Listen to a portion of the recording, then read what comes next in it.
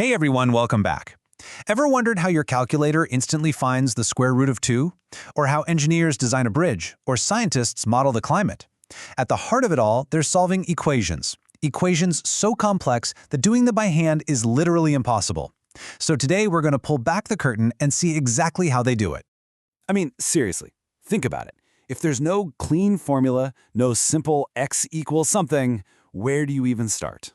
And, this isn't just some abstract math puzzle. This is the bedrock of modern engineering, finance, and science. Well, here's the secret. They don't find the exact answer. Instead, computers use incredibly clever methods to get so ridiculously close that it might as well be perfect. In this explainer, we're going to look at these ingenious, iterative algorithms that computers use to hunt down these impossible solutions. Okay, so here's the key idea. We have to frame the problem as something called root finding. We take our equation and rearrange it so it equals 0. The root is just the value of x that makes the whole thing true. For our example, f of x equals x squared minus 2, we're just asking what x makes this function cross the x-axis, which is, of course, a fancy way of asking, what's the square root of 2? All right, so it turns out there's not just one way to tackle this. We're going to look at 4 classic, powerful methods. I want you to think of them as 4 different contenders, each in a race to find that 0 point, each with its own unique strategy. So here they are. First, you've got Bisection, kind of the slow and steady turtle in the race. Then there's Raphson. This is the super genius with a calculus-powered jetpack. The Secant method is Newton's clever cousin. And finally, fixed-point iteration, which thinks about the problem in a completely different way. Each one has its strengths, but, as we're about to find out, some pretty serious weaknesses too. Okay, let's start with bisection. The logic here is it's beautifully simple. You start with 2 points, A and B, where you know the root is somewhere in between. You check the exact midpoint. Based on whether the function is positive or negative there, you know which half the root is in. Then you just chop your search area in half and throw one side away. It's basically foolproof. The catch? It's kind of slow. And then you have Newton's method. This thing is an absolute powerhouse. Instead of just splitting the difference, it looks at the slope of the function right where it is, that's the derivative, draws a straight line, a tangent, and follows it down to where it hits the x-axis. That becomes its next incredibly smart guess. It's all based on something called a Taylor series approximation, if you're curious. Okay, theory is one thing, but let's see how these guys actually perform. It's time for a head-to-head race. We're going to pit bisection against Newton's method on our test problem, finding the square root of 2 by solving x squared minus 2 equals 0. All right, look at bisection's progress. After a bunch of steps, you can see it's getting there. The numbers are slowly but surely creeping towards the real answer, which is around 1.4142. It's just grinding away, reliably closing in. But now, check out Newton's method. Starting from a pretty basic guess, its first jump is huge. The second one gets super close. And by the third step, bam, 1.414216. It's pretty much already nailed it. The difference in speed is it's night and day. So why? Why is Newton so ridiculously fast?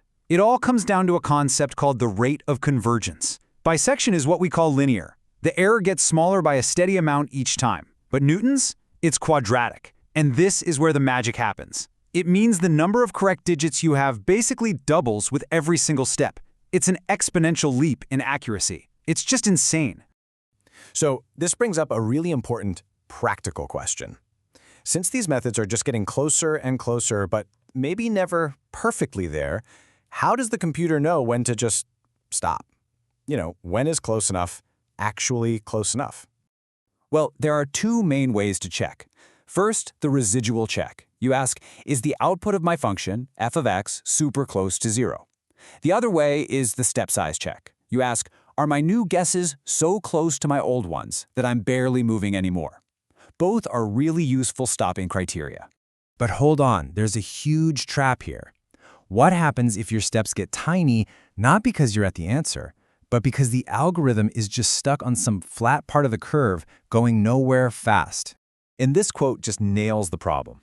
If your step size gets tiny, but your residual, the actual function value, is still large, that's a massive red flag. It's screaming at you that the algorithm has probably stalled out miles from the actual solution. A really robust algorithm has to check for both. So, we've seen how powerful these methods can be, especially Newton's. But you know what they say, with great power comes great potential for things to go wrong. Let's dive into the failure modes and see how these elegant methods can sometimes fail in the most spectacular ways. Okay, remember how Newton's method relies on the slope, the derivative, to make its next guess? Well, that's its Achilles heel. What do you think happens if the function is almost perfectly flat where you make your guess? That means the derivative is almost zero, and when you divide by a nearly zero number in that formula, boom! Your next guess gets launched billions of miles away, completely off the map. Fixed-point iteration has its own special kind of kryptonite. It only works if the function's slope is less than 1 near the answer. If it's too steep, each guess actually gets worse. It overshoots, then overshoots again in the other direction, spiraling further and further away from the solution into complete chaos. And this is where a clever compromise comes into play, the secant method. Basically, it wants the speed of Newton's, but it can't, or just doesn't want to, calculate the actual derivative. So it cheats. It draws a line through the last 2 points it found and uses that slope as an approximation. The result?